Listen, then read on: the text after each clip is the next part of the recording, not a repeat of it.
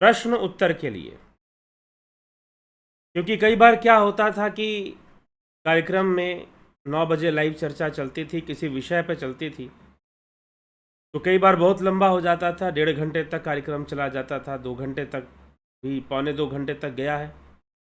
तो एक लंबा भी हो जाया करता था और बहुत लंबे समय तक अपलोडिंग चलने से ऐसा पाया गया कि इंटरनेट में भी व्यवधान थोड़ा सा मुझे कभी कभी देखने को मिला। तो इसीलिए ये हमने दो कार्यक्रम, उस एक कार्यक्रम को ही 2 भाग में विभाजित कर दिया गया है। अब ज़्यादातर जो 9 बजे है वो आपको लाइव चर्चा ना मिलकर प्रीमियर वीडियो मिलेगा, और 10 बजे लाइव सेशन जिसमें सिर्फ प्रश्न उत्तर होगा। अब जो ये प्रश्न उत्तर है, इस प्रश्न उत्तर में ये कैसे चलेगा, किस प्रकार से चलेगा ये प्रश्न उत्तर, तो जो प्रश्न उत्तर या क्वेश्चन और आंसरिंग है, ये आप प्रश्न पूछेंगे और उस पर उत्तर दिया जाएगा। तो क्या प्रश्न कैसे? जो प्रश्न सार्वभौमिक होंगे, वास्तव में प्रश्न जो है वो आपके सार्वभौमिक होने चाहिए। और कई बार आप ऐसे प्रश्न, जो भी आप प्रश्न कर रहे हैं, आप सही प्रश्न कर रहे हैं, पहले आपको खुद पता होना चाहिए। ये नहीं कि मन में कुछ भी आया तो प्रश्न कर दिया। तो जिन प्रश्नों का सार्वभौमिक उत्तर हो सकता है, उन्हीं प्रश्नों का उत्तर दिया जाएगा। कोई व्यक्तिगत प्रश्न होगा तो संभवतः उस पर चर्चा नहीं की जाएगी, या फिर व्यक्तिगत प्रश्न है तो उसे कोशिश किया जाएगा कि उसे सार्वभौमिक रूप में उत्तर दिया जा सके, लेकिन व्यक्तिगत स्तर पे उत्तर तो कम से कम बिल्कुल नहीं मिलेगा, यह ध्यान रखिएगा। यदि आप व्यक्तिगत प्रश्न करते हैं तो या तो उत्तर मिलेगा ही नहीं, और अगर उत्तर मिलेगा भी यहाँ पर तो व्यक्तिगत स्तर पे नहीं मिलेगा, फिर वो उसको सार्वभौमिक बना के उत्तर दिया जाएगा, ऐसा हो सकता है। तो कोई व्यक्तिगत प्रश्न का कोई मतलब नहीं है, इसका ध्यान रखिएगा। और जीवन से संबंधित प्रश्न आप कर सकते हैं, अध्यात्म से संबंधित प्रश्न आप कर सकते हैं, तो उस पर हम चर्चा करेंगे। और कुछ समाज से संबंधित प्रश्न भी अगर लगेगा कि हाँ हो, उस पर चर्चा हो सकती है, तो उस पर भी चर्चा करने का प्रयास किया जाएगा। ठीक है, मतलब चर्चा करने का या प्रश्नों के उत्तर देने का आप ये निश्चय ना करके चलें कि आप जो प्रश्न पूछेंगे उसका उत्तर दिया ही जाएगा, इसकी गारंटी लेके नहीं चलिएगा, पहले ही बता देते हैं। ठीक है, ताकि आप ये ना कहो कि भाई हमने प्रश्न किया था उसका उत्तर नहीं मिला। तो चलिए, ठीक है, अब चलते हैं आपके प्रश्नों पर, देखते हैं कौन क्या कहता है। काशीनाथ जी, बहुत बहुत अभिनंदन है आपका। ओम तत्सत, जय सीताराम। साधना में साधक की क्या स्थिति होती है? जागृत, स्वप्न और सुषुप्ति। जीव की यही स्थिति है, जीव की यही 3 अवस्थिति है, जागृत, स्वप्न और सुषुप्ति। ठीक है, तो साधना में भी यही स्थिति होती है। हाँ, वो एक अलग बात है कि वो साधना करते करते, ध्यान करते करते जब अपने ध्यान को सिद्ध कर लेता है तो वह तुरीयावस्था में स्थित हो जाता है, और ध्यान से जब समाधि की ओर जाता है तो तुरीयातीत अवस्था में जाता है, तो उसे हम कहेंगे चेतना की उच्च अवस्था। लेकिन सामान्यतः साधना करते हुए भी वह इन्हीं 3 अवस्थाओं में गमन करेगा, जागृत, स्वप्न और सुषुप्ति में भी। हाँ, ये है कि सचेत होते हुए सचेत अवस्था को वो प्राप्त होगा, और सचेत रूप में जागृत, स्वप्न, सुषुप्ति में रहेगा। और फिर साक्षी भाव का रहने का मतलब ही यही है कि आप सचेत अवस्था में इन अवस्थाओं में रहेंगे।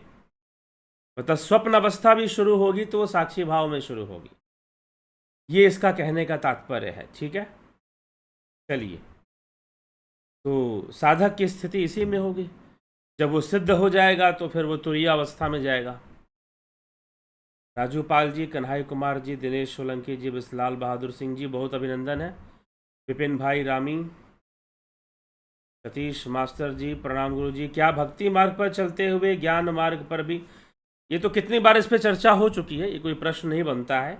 ज्ञान मार्ग पर भी हम चल सकते हैं, जैसे योगाभ्यास करना। ज्ञान मार्ग को योगाभ्यास करना नहीं है, ठीक है। ज्ञान मार्ग जो है वो आत्मानुभूति है, भक्ति मार्ग से भी आत्मानुभूति है, ज्ञान मार्ग से भी आत्मानुभूति है। बस इसमें साइकोलॉजिकल कॉन्सेप्ट्स अलग अलग होता है, मन की दशा अलग अलग होती है। ठीक, मन की उसी अवस्था में भक्ति मार्ग से भी जाना है, ज्ञान मार्ग से भी जाना है, उसी अवस्था में जाना है, इसको समाधि कहते हैं। लेकिन ज्ञान मार्ग में बस इस बात पर फोकस नहीं होता कि आपको किसी ईश्वर से प्रेम करना है। ईश्वर के प्रति जो हम संबंध बनाकर चलते हैं कि हम ईश्वर को पिता मानते हैं या उसे माता मानते हैं, तो ज्ञान मार्ग में इस बात का महत्व नहीं होता है। बस इतनी ही सी बात है। उसमें अभ्यास का महत्व होता है, लेकिन उद्देश्य वही है कि एक ही भाव हो जाइए, अपने मन को उस अवस्था में ले जाइए, अति चेतन अवस्था में ले जाइए, सुपर कॉन्शियसनेस में ले जाइए, एक ही भाव हो जाइए। ज्ञान मार्ग का लाभ यह है कि इसमें जागरूकता रहती है। कई बार भक्ति मार्ग में ईश्वर संबंध बनाने में आदमी अपने सांसारिक कर्तव्यों का त्याग कर देता है, ऐसा पाया जाता है। लेकिन भक्ति मार्ग थोड़ी उसमें सरलता बताई जाती है। तो जो व्यक्ति ज्ञान मार्गी नहीं है या उसके लिए ज्ञान मार्गी हो पाना शायद उसके समझ में नहीं आ रहा कुछ बातें, तो ठीक है भाई, तुम ईश्वर से प्रेम करो, तो वहीं से वो शुरू हो जाए। इस सहूलियत के कारण इसकी चर्चा की गई है, इस सुविधा के कारण, और कोई इसमें अंतर नहीं है। ठीक, तो ज्ञान मार्ग कोई अलग चीज़ नहीं है। योग का उद्देश्य उस परम समाधि को प्राप्त करना है, तो भक्ति और योग का जो उद्देश्य है वो एक ही चीज़ है, वो अलग अलग उद्देश्य ही नहीं है।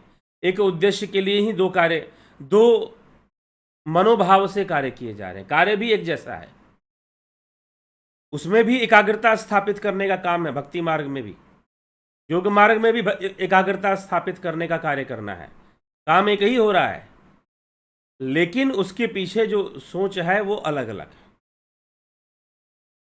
ठीक है, अलग अलग है। तो ये आप बस इतना ही समझना है। तो एम प्रसाद जी, रजत गुप्ता जी, गुरु जी प्रणाम। मैं भगवान के लोक जैसे वैकुंठ, साकेत, गोलोक धाम के बारे में जानना चाहता हूँ। क्या यह ईश्वर के धाम होते हैं? यदि हाँ, तो इसका क्या प्रमाण है और यहाँ कैसे जाया जा सकता है? मुझे इसका कोई ज्ञान नहीं है कि वैकुंठ धाम, साकेत धाम, गोलोक धाम आप कैसे जाएंगे। ठीक है, सच पूछो तो ये अभी रामचरितमानस की चर्चा चल रही है, तो थोड़ी ईश्वर या भगवान या फिर भक्ति की चर्चा कर ले रहे हैं। नहीं तो आप इस चैनल पर जाइए और पीछे के बातों को आप देखिए, तो आपको कहीं पर भी ऐसी चर्चाएं इस चैनल पर नहीं मिलेंगी कि ईश्वर से प्रेम कैसे बढ़ाया जाए और ईश्वर में कैसे लीन हो जाया जाए या उसके धाम को प्राप्त कर लिया जाए। जी नहीं, सच पूछिए तो यहाँ पर जो मेरा उद्देश्य है, लोगों को बताना, एक सही जीवन जीने का तरीका बताना कि आप बेहतर जीवन कैसे जी सकते हैं, और जो बेहतर जीवन जीने का तरीका है वो हमारे शास्त्र बताते हैं।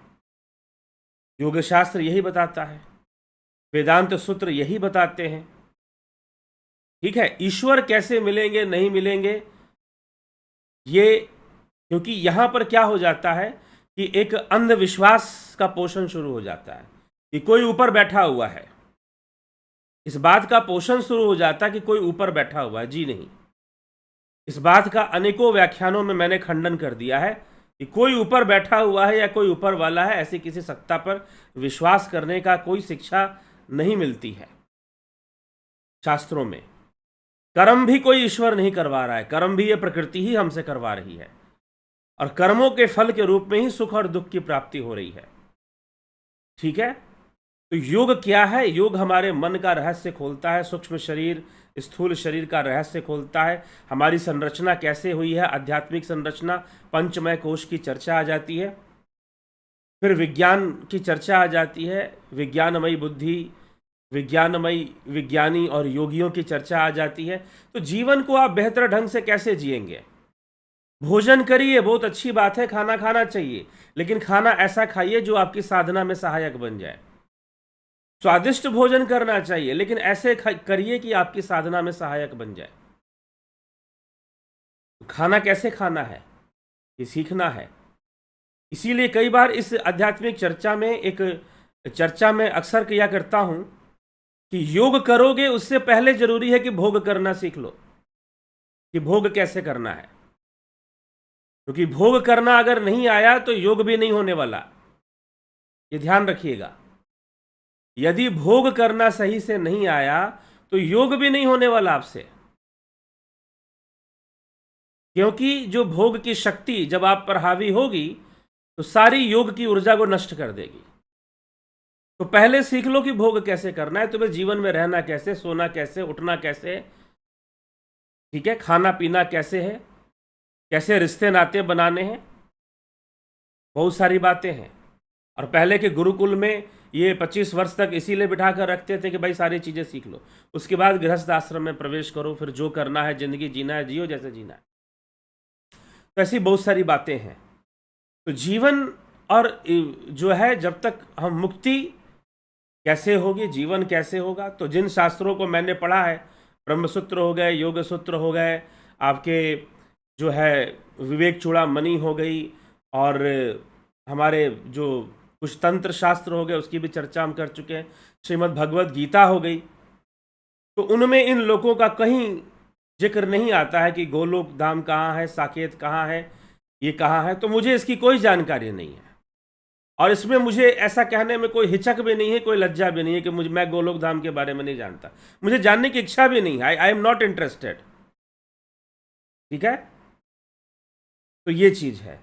तो आप उन विद्वानों को ढूंढिए जो गोलोक धाम पहुंच चुके हैं, उसकी अनुभूति प्राप्त कर चुके हैं, क्योंकि जो अनुभूति प्राप्त कर चुका है वही बता सकता है।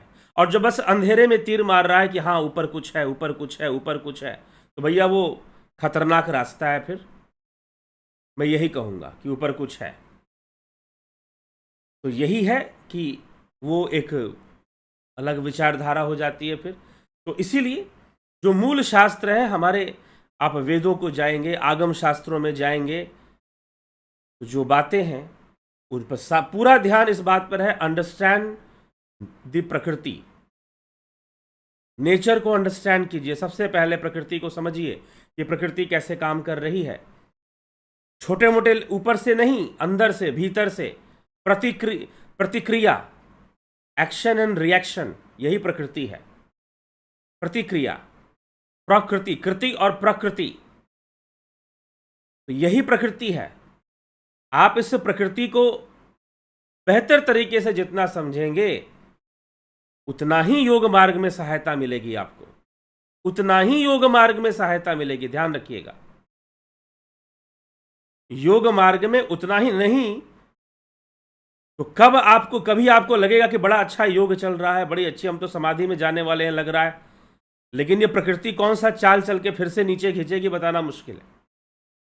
तो उस जो पावर है जो डाउनवर्ड डायरेक्शन में है, उसको जानना चाहिए, उसका ज्ञान होना चाहिए। तो प्रकृति को समझो अच्छे से,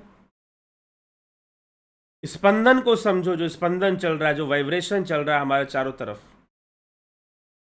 इसको समझिए, योग करिए, कैवल्य को प्राप्त होइए, परमानंद को प्राप्त होइए।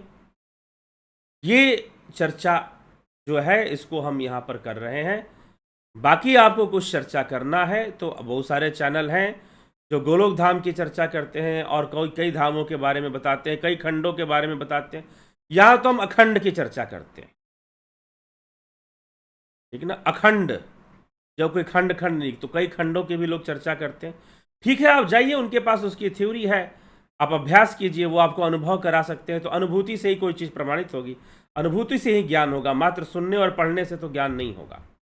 तो यह विषय है। चलिए,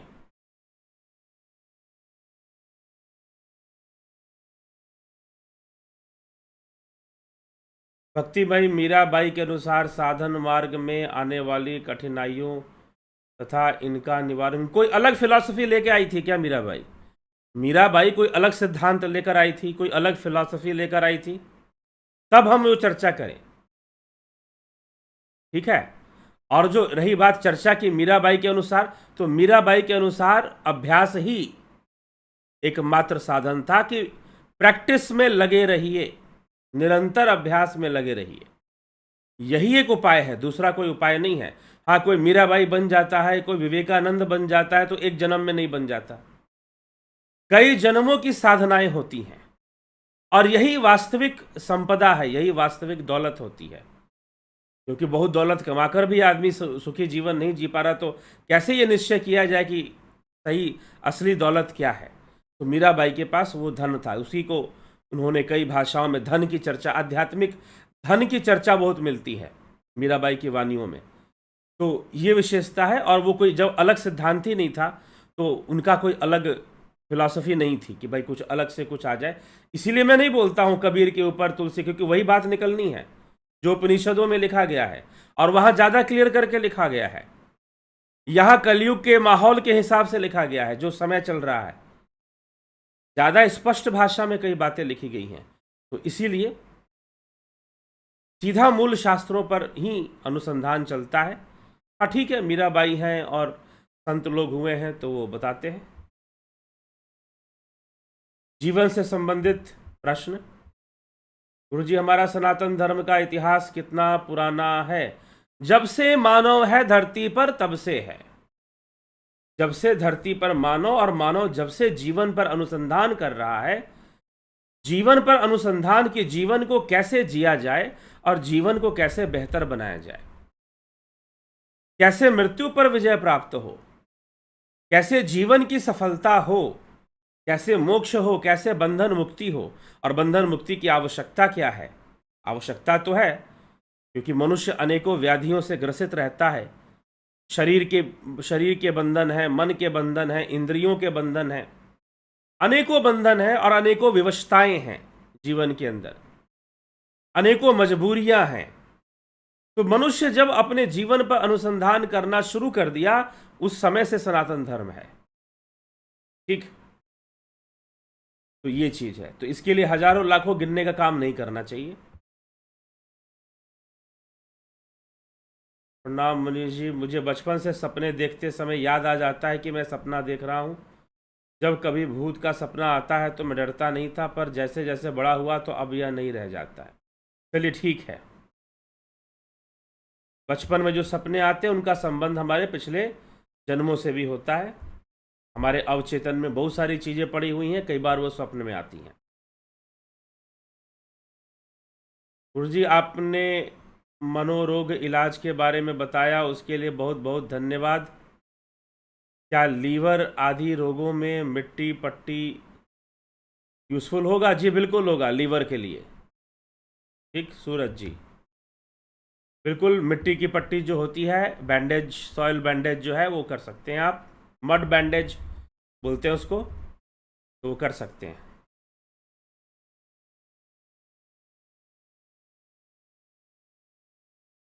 ठीक। अमृतपाल सिंह जी, पाल सिंह, प्रणाम गुरु जी। क्या ज्योतिष विद्या से हम अपने कर्मों को पढ़ सकते हैं, और क्या टोने टोटके, जादू, मंत्र, तंत्र, यंत्र और नग आदि से इन कर्मों को बदला जा सकता है? कौन, किसने आपको बता दिया कि बदला जा सकता है? ठीक है, ज्योतिष विद्या हमें अपने कर्मों का एक इशारा करते, एक संकेत करते। ठीक है, एक संकेत करते हैं कि भाई हमारे जीवन में ये चीज ऐसे दिखाई दे रही है, ग्रहों की ये दशा है, और ग्रह जो है ये संकेत कर रहे हैं, नकारात्मक संकेत, सकारात्मक संकेत। दूसरी बात, कर्मों को कर्मों से बदला जा सकता है। आपने पूछा क्या ये टोना टोटका और ये पहनने से या क्या कर्म बदल सकते हैं? कर्मों को कर्मों से बदला जा सकता है, सीधी सी बात। तो यदि आप टोना टोटका, अब किसको आप टोना टोटका किसको कहते हैं ये तो आप ही जाने कि टोना टोटका किसको कहा जाएगा। या रत्न पहनना, तो रत्न पहनने के पीछे रंगों का विज्ञान है। रत्न जो पहने जाते हैं रंग से पहने जाते हैं। जैसे शनि का रंग है नीला, तो नीलम पहना जाएगा। चंद्रमा का रत्न है, रंग है सफेद, तो मोती पहना जाएगा। कलर साइंस इसके पीछे है। सूर्य का रत्न है लाल, तो रूबी, माणिक पहना जाएगा। इसके पीछे कलर साइंस है। रंगों का महत्व है। रंग कैसी भावनाएं उत्पन्न करते हैं? बहुत भावनाएं उत्पन्न करते हैं। लाल रंग को देखोगे, काले रंग को देखोगे, सफेद रंग को देखोगे, एक अलग प्रतिक्रिया होती है। रंग अपना प्रभाव छोड़ते हैं, इसीलिए रंगों को निश्चित किया जाता है। आर्मी के कलर्स निश्चित किए जाते हैं कि आर्मी मैन को क्या पहनना चाहिए, हॉस्पिटल में डॉक्टर्स को क्या पहनना चाहिए। सफेद पहनते हैं या हरा रंग पहनते हैं डॉक्टर्स। ठीक है, ग्रीन कलर बहुत ज़्यादा यूज होता है हॉस्पिटल में। तो ये सारी चीज़ें हैं क्योंकि रंगों का महत्व होता है। वाइट कलर सबसे ज़्यादा हीलिंग करता है, सफ़ेद रंग। ठीक, तो इस प्रकार, क्योंकि सफ़ेद में सारे रंगों का मिश्रण है। तो रंग हमारे जीवन में भी सारे रंग है। हमारी त्वचा का रंग है, हमारी आंखों का रंग है, रक्त का रंग है। तो रंगों का महत्व होता है और रंगों से ही रत्न का निर्धारण होता है। तो उसके पीछे रंगों का विज्ञान है, कलर साइंस है फिर उसके पीछे। ठीक है, बाकी आप टोना टोटका किसको कह रहे हैं ये आप जाने। मंत्र है तो मंत्र तो एकाग्रता का विषय है, मंत्र के द्वारा एकाग्रता स्थापित की जाती है। ठीक, मंत्र के द्वारा एक तरह की ऊर्जा को पैदा किया जाता है, मानसिक ऊर्जा, भावनात्मक ऊर्जा को। तो ये सब किस श्रेणी में आएंगे? ये कर्म है। अगर ज्योतिष में मान लीजिए आपके शनि खराब है और कहा जा रहा है कुत्ते को रोटी खिलाइए, कहा जा रहा है गाय को रोटी खिलाइए, चौपाए जानवरों को रोटी खिलाइए, अपने दास दासियों को दान पुण्य कीजिए, दीजिए उनको, दरिद्रों को खिलाइए, कुछ कहा जा रहा है, तो ये कर्म है ना भाई, पुण्य कर्म है। और इस पुण्य कर्म के फल में ग्रह की शांति होती है। इस पुण्य कर्म के फल में ग्रह की शांति होती है, क्योंकि वो जो बुरा फल देने वाला था उसमें राहत देगा वो। तो ज्योतिष कर्म करवाता है, कर्मों की सत्ता ही सबसे ऊपर है। ज्योतिष का लाभ बस इतना है कि यदि आप अपने जन्म कुंडली या ग्रहों की स्थिति को सही से समझते हैं, जानते हैं, या किसी के माध्यम से जाने या खुद सीख लीजिए, आजकल तो बहुत सारे लोग सीख भी रहे हैं। यदि आप सही से जानते हैं और समझते हैं तो निश्चय ही जो है आप अपना कल्याण कर पाएंगे, अपना लाभ उठा पाएंगे उस चीज़ का, उस विज्ञान का। तो आप जानिए और उसको करिए। बाकी रही बात कर्मों का फल मिलेगा कि नहीं मिलेगा, कर्मों का फल भी कर्मों पे ही निर्भर करता है। आप कर्म अगर कटेंगे, या कर्म हो तो कर्म से कटेंगे या साधना से कटेंगे, ध्यान योग से कर्मों का नाश होगा। इसे भगवान कृष्ण ने कहा कि ज्ञान अग्नि सर्वकर्माणि भस्मसात् कुरुते अर्जुन। ये ज्ञान अग्नि में सारे कर्मों का नाश होता है, ज्ञान अग्नि में सारे कर्म भस्म होते हैं। ठीक है, तो ये इस तथ्य को समझने की आवश्यकता है, इस बात को समझने की आवश्यकता। और टोना टोटका किस चीज को कहते हैं मुझे तो पता ही नहीं कि टोना टोटका किसको कहते हैं। कुछ है तो वो किस ढंग से, कोई विज्ञान हो सकता है, कोई टेक्निक हो सकता है। तो चलिए विचार करिए खुद ही। डिवाइन साइकोलॉजी, क्या सिद्धियों का प्रयोग करना चाहिए? पहले सिद्धियां मिल जाए, प्रयोग तो उसके बाद होगी ना, और जब मिल जाएगी तो प्रयोग कर लो। ठीक है, लेकिन सिद्धियां मिलती भी उसी को है जो धैर्य और एकाग्रता की ऐसी अवस्था को प्राप्त कर ले। सिद्धियां कोई ऐसी चीज नहीं है कि चलते फिरते मिल जाए। सिद्धियां मतलब सिद्ध हो जाना, परिपक्व हो जाना, किसी चीज का मैच्योर लेवल को गेन कर लेना। जब आपकी साधना एक मैच्योरिटी को गेन कर लेगी, जब आपकी साधना एक परिपक्व अवस्था को प्राप्त कर लेगी, तो अपने आप सिद्धियां आ जाएंगे, फिर अपने आप सिद्धियां आ जाएंगे फिर। ठीक है, ये चीजें हैं, ये बातें हैं। चलिए, डिवाइन साइकोलॉजी, श्वेता राय सिन्हा, सोमू सर, ये डेजा वाउ क्यों होता है और क्या ये सबको होता है? डेजा वाउ क्या होता है भाई? हमको थोड़ा सा इसमें तो पता नहीं सही से इसके बारे में। आप इसको सही से लिख के बताओ कि इसको क्या कहते हैं यहाँ पर। दशरथ पटेल जी, जय श्री राम, श्वेता राय सिन्हा, राहुल, मैसेज रिट्रैक्टेड।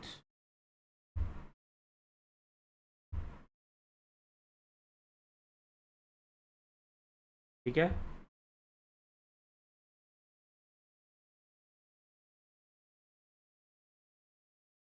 राहुल छपरवाल जी, नो सर। किसके लिए नो सर?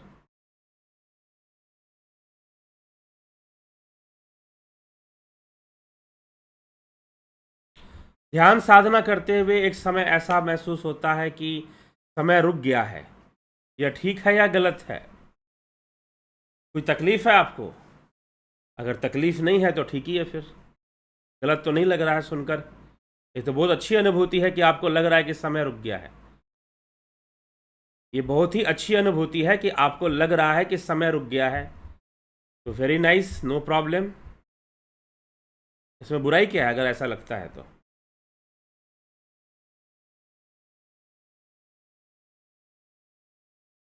कविता नायक, रजत गुप्ता दी, मुझे लगता है धाम मतलब विशेष ज्ञान से संबंधित वातावरण में निवास मिल जाए, जहाँ साकेत गौ संबंधित चर्चा दिन रात चलती। ठीक।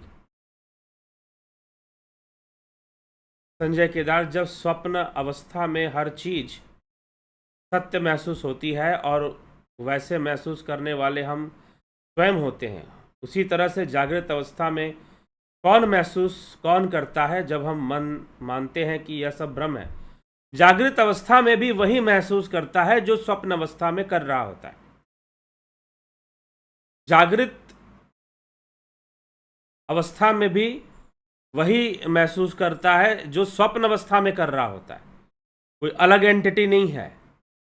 जो स्वप्न अवस्था में स्वप्न देख रहा है वही जागृत अवस्था में महसूस कर रहा है, और दोनों ही भ्रम है।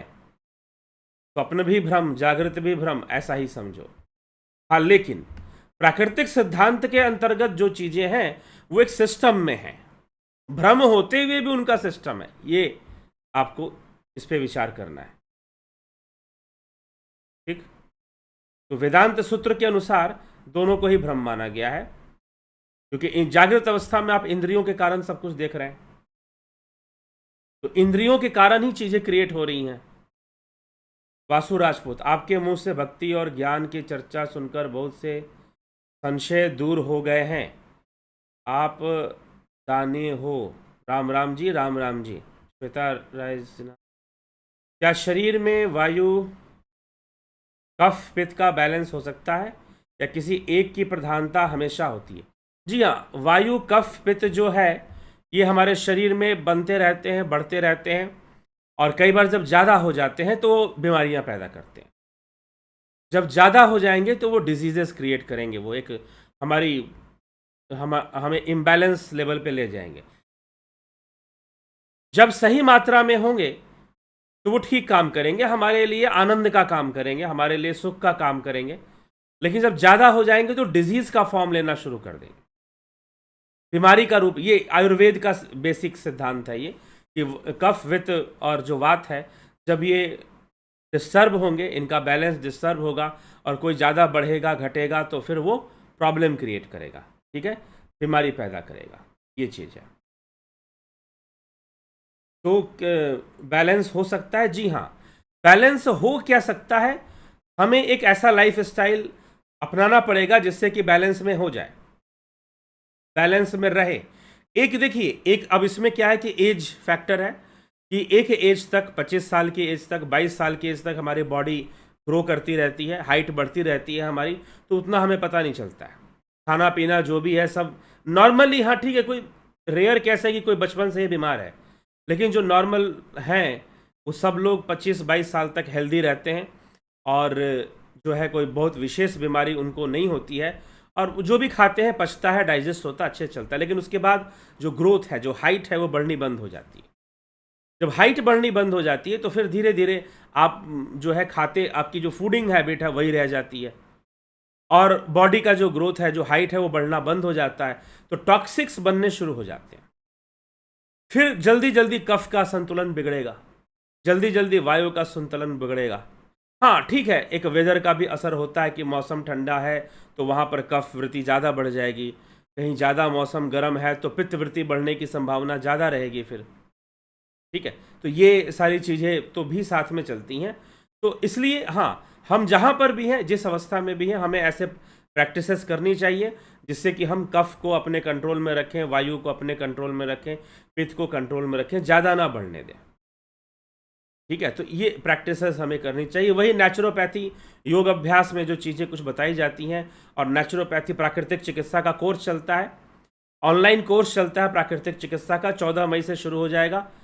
जो भी इसको ज्वाइन करना चाहते हैं निश्चय रूप से इसको ज्वाइन करें और इसका लाभ उठाएं। ठीक है, चलिए आगे बढ़ते हैं।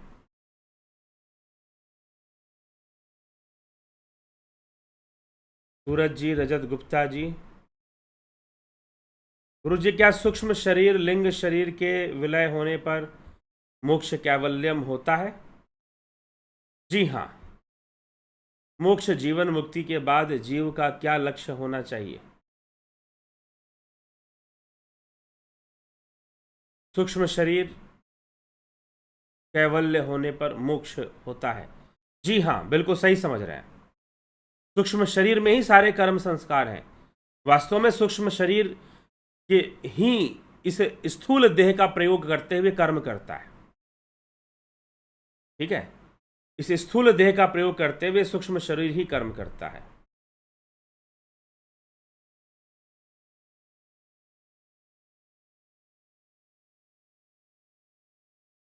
ये चीज है।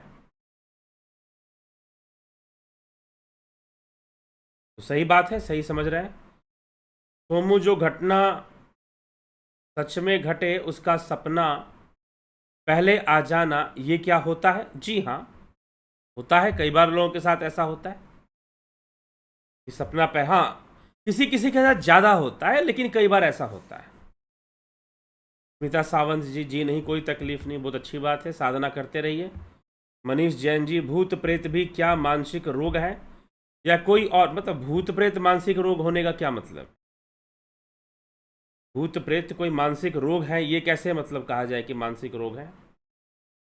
ये बताइए। हाँ, किसी के, अगर आप ये कह रहे हैं कि हाँ किसी को प्रेत बाधा है, किसी को प्रेत बाधा है, तो क्या वो मानसिक रोग है? जी हाँ, मानसिक रोग है। कोई इसमें संशय नहीं है कि मानसिक रोग नहीं है। लेकिन अब यहां पर आप मन को कैसे समझते हैं और मानसिक रोगों को कैसे समझते हैं और मन की सत्ता को कैसे समझते हैं, यहां पर ये डिफरेंस आ जाएगा। ठीक है, आप जब ये कह रहे हैं कि मानसिक रोग है, तो what do you understand by मानसिक रोग? आप मानसिक रोग से क्या समझते हैं? ठीक, ये यहां पर क्लियर होना बहुत जरूरी है। हाँ, ये बात कहना सही है कि मानसिक रोग है, पोजेशन ऑफ माइंड है, तो मानसिक रोग ही कहेंगे ना भाई। किसी का मन अपने वश में ना होकर किसी दूसरी शक्ति के वश में चला जाए, तो पोजेशन ऑफ माइंड ही इसको कहा जाएगा। तो फिर किसी के मन पर एकाधिकार कर लेना, तो फिर उसको मानसिक रोग ही कहेंगे, फिर और क्या कह सकते हैं? It is a type of मानसिक रोग, सही बात है। लेकिन नेगेटिव एनर्जी या नेगेटिव साइकोलॉजी होती है, वो एग्जिस्ट करती है। और जब वो होती है, क्योंकि मरते हैं हम तो शरीर मरता है, मन नहीं मरता। इसलिए कबीर ने कहा, माया मोई न मन मुआ, मर मर गया शरीर। संत कबीर साहिब ने कहा, माया मोई न मन मुआ, मर मर गया शरीर। न माया मरने वाली है, ना मन मरने वाला है। शरीर मर जाने पर भी मन रहेगा और मन में माया भी रहेगी। और वो कई बार वो माया जो है भटकाती है। फिर जिसको कहते हैं कि भाई भूत भटक रहे हैं, प्रेत भटक रहे हैं, प्रेत योनि में आदमी भटक रहा है। ठीक है, ये चीज आ जाती है। तो है तो वो साइकोलॉजी ही है, तो वो भी मन ही जो भटक रहा है। मन ही तो भटक रहा है ना, और वही भटकने का कारण है। तो ये बात कह सकते हैं मानसिक रोग। लेकिन आप मानसिक रोगों को किस लेवल तक समझ रहे हैं, मानसिक रोगों को किस लेवल तक समझ रहे हैं, यहां पर बात आ जाती है। हाँ, आजकल जो कह दिया जाता है कि ये मानसिक रोग है, कुछ भी होने से बता दिया कि भाई तुमको स्किज़ोफ्रेनिया है। मैंने कई ऐसे केसेस देखे कि समस्या कुछ और है, लेकिन साइकेट्रिस्ट के बाद दो चार टर्मिनोलॉजीज हैं, स्किज़ोफ्रेनिया, बाइपोलर, पर्सनालिटी डिसऑर्डर, ये उनके पास टर्म्स हैं, वो थोप देते हैं आपके ऊपर कि आपको ये है। क्योंकि उनका रिसर्च वहीं तक गया हुआ है, तो वहीं तक थोपेंगे आपके ऊपर कि ये चीज़ है। लेकिन अलग अलग सिचुएशंस होती हैं, अलग अलग कंडीशंस होती हैं। जैसे शारीरिक रोग में बन जाती हैं, वैसे मानसिक रोग में उससे भी जटिल अवस्थाएं बनती हैं, उससे भी कॉम्प्लेक्सिटी ज़्यादा होती है वहाँ पर। Mind is more complex thing. Body बहुत कॉम्प्लेक्स है, हमारा शरीर देखो कितना कॉम्प्लेक्स है, कितनी वेन्स हैं, आर्टरीज हैं, कैपिलरीज हैं। ठीक है, नर्वस सिस्टम है हमारा, कितना कॉम्प्लेक्स है, हमारा न्यूरो सिस्टम कितना कॉम्प्लेक्स है। लेकिन इन सब से कई गुना ज़्यादा माइंड कॉम्प्लेक्स है। माइंड कॉम्प्लेक्स है, चित्त जिसको हम बोलते हैं, चित्त बहुत कॉम्प्लेक्स चीज है। क्योंकि सारे जन्मों का, आज तक हमारे जितने भी जन्म हो चुके, कई योनियों में हम भटक चुके, उन सब का जो डाटा है वो चित्त में है। चित्त में है, तभी आप अपने चित्त को खुरेद कर, चित्त में प्रवेश करके एक कॉन्शियस जर्नी से, मेडिटेशन से आप अपने पिछले जन्मों को भी देख सकते हैं। हालांकि ऐसा कोशिश ना ही किया जाए तो अच्छा है, लेकिन थोड़ी बहुत जानकारी ली जा सकती है। ठीक, तो ये चीज है। तो ये है, तो मन के रोग हम किसे कहेंगे, किस लेवल तक, तो मानसिक। चलिए ठीक है। प्रिंस गुलेरिया जी, हरिओम गुरु जी। रात को नींद में जब भी सपने होते हैं तो मैं उसको जागते हुए देखता हूँ। मुझे नींद में भी पता रहता है कि सपना चल हुआ है। ठीक है, अच्छी बात। ये आपका व्यक्तिगत विषय है प्रिंस जी। देव शक्तियों से कैसे जुड़ा जा सकता है, कैसे पूजा पाठ किया जाए इनका। ठीक है, बहुत अच्छा प्रश्न है, बहुत अच्छा प्रश्न है कि दैवीय शक्तियों से कैसे जुड़ा जा सकता है। ठीक है, तो अब प्रश्न ये उठता है कि देव कौन है, देवता कौन है। कई बार इस पे चर्चा हम लोग किए हुए हैं। खैर, चर्चा होते रहनी चाहिए, रिपीट करने में मुझे कोई दिक्कत नहीं है, लेकिन मैं कई बार इसलिए बोल देता हूं कि आप पीछे के वीडियो में जाके भी सर्च कर सकते हैं। लेकिन चर्चा होते ही रहनी चाहिए, किसी बात को रिपीट, जो अच्छी बातें हैं और जो जरूरी बातें हैं उनको तो रिपीट कर करके चर्चा करना ही पड़ता है।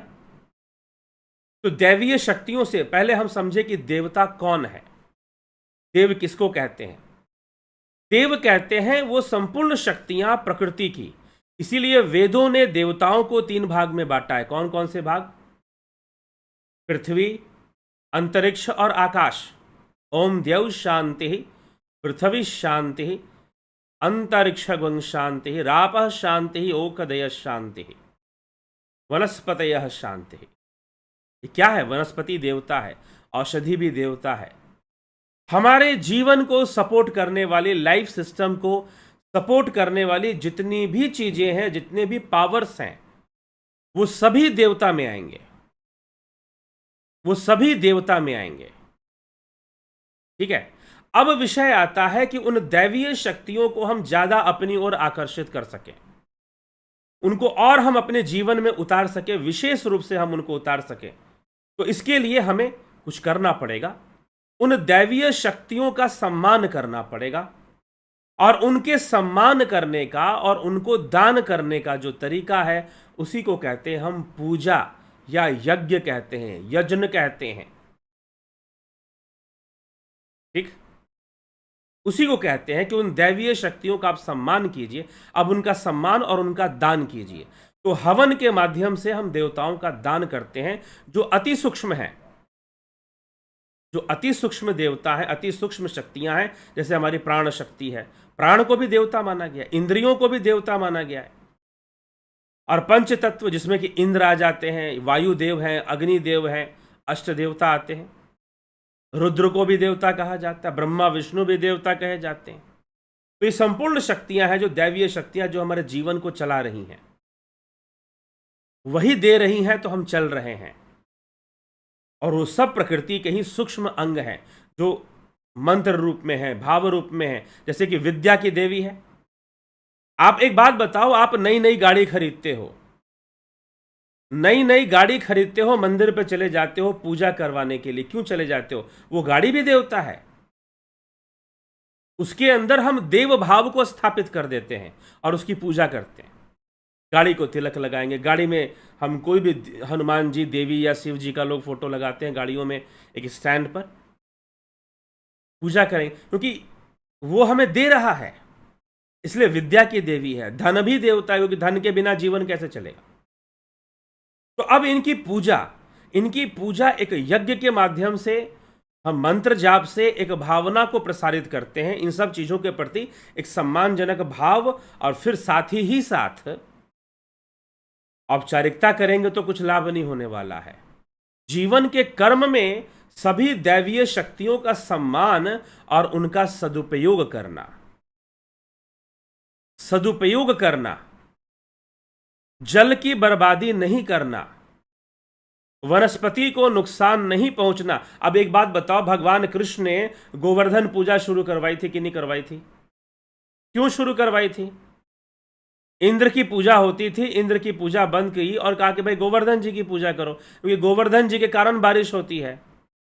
और गोवर्धन जी पर गोवर्धन होता है, मतलब गाय, हमारी गाय वहां चरती हैं, शुद्ध दूध देती हैं और अच्छे बछड़ों को जन्म देती हैं। तो गोवर्धन होता है, तो इसलिए इनकी गाय की पूजा होनी चाहिए। गोवर्धन की पूजा होनी चाहिए, नदियों की पूजा करते हैं, नीम की पूजा करते हैं, आंवले की पूजा करते हैं, पीपल की पूजा करते हैं, बरगद की पूजा करते हैं।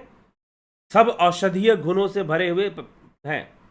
पीपल के जड़ से लेकर पत्ते तक से आयुर्वेदिक दवाइयों में प्रयोग होता है। और कफ से संबंधित सारी बीमारियों को खत्म करने में आप पीपल की छाल जो है रखो, छाल का जो बुरादा है उसे कूट कूट कर निकाल लो, जो पाउडर निकलेगा उसका सेवन करिए, बहुत सारी बीमारियों में लाभ देता है। ठीक है, तो पीपल की पूजा होती है, तो सबकी संवर्धन और रक्षा के लिए पूजा की क्रिया शुरू की गई। इसीलिए सबका सम्मान करना, धन का सम्मान करने से विशेष रूप से लक्ष्मी जी की कृपा होगी। धन का सम्मान करने से विशेष रूप से लक्ष्मी जी की कृपा, आप जीवन को एक संतुलित ढंग से जीना सीख जाइए। देवताओं का सम्मान होगा और दैवीय शक्ति आपकी ओर आकर्षित रहेगी। साधना कीजिए, साफ सफाई रखिए, घर में गंदगी मत रखिए। गंदगी, पुरानी वस्तुओं को घर से बाहर निकालिए। दरिद्र को घर में मत रखिए, इसको बोलते हैं दरिद्र को पालना। गंदगी और पुराने वस्त्रों को रखना, वहां देवता नहीं आएंगे, क्योंकि देवता संतुलन के प्रतीक हैं, और जो राक्षस है, जो असुर है, वो असंतुलन के प्रतीक हैं। तो देवताओं को बुलाना है तो आप इसी ढंग से हर विषय में। अब आप पूछोगे भाई कामदेव है, यदि आप काम का सम्मान करते हो, उस ऊर्जा का सम्मान करते हो, तो फिर उससे वो भी प्रसन्न हो जाते हैं। इसी प्रकार से आप सभी देवताओं के प्रति, एक तो यज्ञ की क्रिया बताई गई है, हवन की क्रिया जिसको हम मंत्र के माध्यम से भावनाओं को प्रसारित करते हैं और देवताओं को दान करते हैं। एक तो वो है अग्निदेव को मुख मानकर, वो एक क्रिया है। जी हां, अग्निहोत्र करना चाहिए। अग्निहोत्र करने से आपके घर की वायु शुद्ध होती है, और जब वायु शुद्ध होगी तो देवताओं का वास होगा। अग्निहोत्र करते हैं, शुभ अग्नि को प्रकट करते हैं। कोई भी अग्नि नहीं, शुभ अग्नि, जिसमें ईंधन के रूप में घृत है, ईंधन के रूप में कर्पूर है, ईंधन के रूप में शुद्ध लकड़ियां हैं, और अन्न का बीज डालते हैं, हम तिल डालते हैं, चावल के कुछ दाने डालते हैं, और जो भी भोजन बनाते हैं उसका थोड़ा अंश हम अग्नि में डालते हैं। ठीक है, तो अग्निहोत्र की क्रिया छोटा सा, डेली ना करते हो तो हफ्ते में एक बार कर लिया करो, रविवार को कर लिया करो या सोमवार को कर लिया करो। नहीं तो डेली थोड़ा सा अग्निहोत्र कर लो, कुछ नहीं तो डेली एक दिया जरूर जलाया करो। एयर क्लीनिंग होती है, ऑरा क्लीनिंग होती है। तो जहां पर वायु शुद्ध होगा, जल शुद्ध होगा, वहां देवताओं का वास होगा। ठीक है, चलिए, तो इस तरह से आप देवताओं को अपनी ओर आकर्षित कर सकते हैं। दैवीय शक्ति को आकर्षित करने का यही तरीका है। हाँ, किसी विशेष दैवीय शक्ति को, पार्टिकुलर देवता को आकर्षित करना है तो उसका मंत्र जाप, उसकी साधना आप करिए, वो आकर्षित होंगे। रजत गुप्ता जी, गुरु जी शक्तियों को कैसे देव शक्तियों को जुड़ा जाए, बता दिया। राकेश मराठे, कुंडलिनी जागरण का महत्व क्या है? ध्यान योग करिए, कुंडलिनी जागरण अपने आप हो जाएगा। अगर ध्यान सही से होगा तो अपने आप कुंडलिनी जागरण को प्राप्त हो जाएंगे। उसका महत्व यही है कि हम प्राकृतिक ऊर्जा और अपनी क्षमताओं का विकास कर सके, हम अपने मानसिक, अपने चेतना के बल का विकास कर सके, चैतन्य शक्ति का हम विकास कर सके। ठीक है, यही इसका उद्देश्य है। ठीक, यही इसका उद्देश्य है कुंडलिनी जागरण का। तो लेकिन विशेष रूप से इस चक्कर में मत पड़िए आप। हमारे शास्त्र भी नहीं कहते हैं कि हाँ, इसका ज्ञान रखिए, लेकिन ध्यान योग साधारण रूप से प्राणायाम और ध्यान की क्रियाएं शुरू कीजिए। कुंडलिनी जागृत अपने आप ही हो जाएगी, अपने आप ही कुंडलिनी शक्ति जागृत हो जाएगी, चिंता करने की जरूरत नहीं है। दिनेश प्रजापति जी, अशोक माली जी, बहुत बहुत अभिनंदन है आप सभी का। तो चलिए, इसी के साथ अभी जो है इस चर्चा को विराम देते हैं जी। और आज प्रकृति और देवताओं के रहस्य पर हमने चर्चा की, प्रकृति और देवताओं के रहस्य पर चर्चा की। तो आगे इसी टाइटल से वीडियो भी मिलेगा, क्वेश्चन आंसर तो है, लेकिन बाद में जैसी चर्चा होगी वैसा इसको टाइटल भी दिया जाएगा। तो ठीक है, 14 मई से ध्यान योग का कोर्स और प्राकृतिक चिकित्सा का कोर्स शुरू हो रहा है। आप ज्वाइन करना चाहते हैं, विलंब ना कर ले, ज्वाइन कर लें इसको। क्षमा करें 14 मई, मार्च बोल दिया मैंने गलती से, 14 मई से 14 मई से यह कोर्स स्टार्ट हो रहा है। आपको इसका लाभ उठाना है, ध्यान योग सीखना है, करना है, तो ज़रूर समय से ज्वाइन कर लीजिए और लाभ उठाइए। तो चलिए अभी विराम देंगे। इसी के साथ कल फिर हम प्रश्न उत्तरी पर आएंगे, और प्रश्न उत्तर आप आध्यात्मिक प्रश्न या कुछ भी चर्चा आप करना चाहें तो आप ज़रूर उस चर्चा को लें, और कई चर्चाएं यहाँ हम करते हैं तो करेंगे। ये प्रश्न उत्तर का ही ये काल चलेगा, और जो 9 बजे है वो आपको वहाँ पर टॉपिक में फिक्स टॉपिक जो होता है उस पर वीडियोज़ आपको मिलते रहेंगे। ठीक है, इसी के साथ विराम देते हैं। बहुत बहुत आभार आप सभी का, जुड़े रहें, बने रहें और लाभ उठाते रहें। तो अभी ये किया जा रहा है, ऐसा नहीं कि हमेशा ही ऐसा चलता रहेगा कि 9 बजे और 10 बजे दो कार्यक्रम, शायद बीच में बदलना भी पड़े, ये देखते हुए निर्णय लिया जाएगा। अभी से इस विषय में हम कोई निश्चित आपको नहीं बता सकते हैं। हाँ, लेकिन फ़िलहाल अभी ये चल रहा है। तो 9 बजे एक प्रीमियर वीडियो जो कि विषय पर आधारित होगा, और 10 बजे हम डिस्कशन करेंगे, लाइव चर्चा जो है डिस्कशन करेंगे, क्वेश्चन आंसरिंग सेशन होगा। आप इसका लाभ उठाते रहिए, ठीक है, ओके। तो इसी के साथ विराम देते हैं और कल फिर मिलते हैं आपसे 10 बजे। ओम तत्सत।